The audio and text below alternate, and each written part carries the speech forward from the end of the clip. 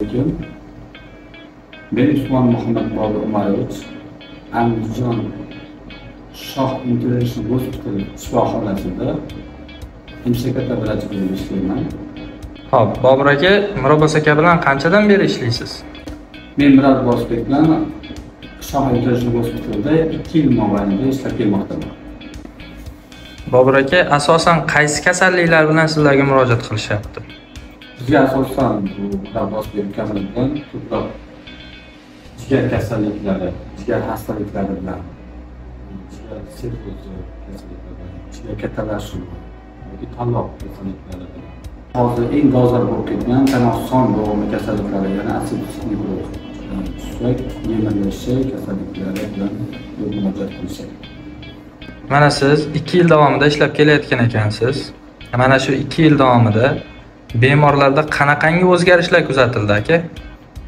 Bemorlarda men kuzatayotgan bo'lsam, men aytib, Rahim Abdulloh 5-bemorda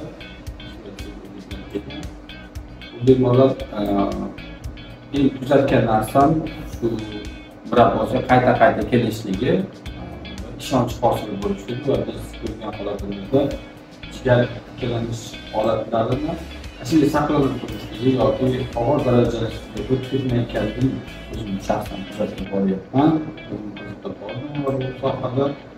Va yaxshi natija beryapti deb o'ylayman, chunki bemorlar ham ancha kayfiyati ham o'zini holatiga o'tishi ham ancha yaxshi.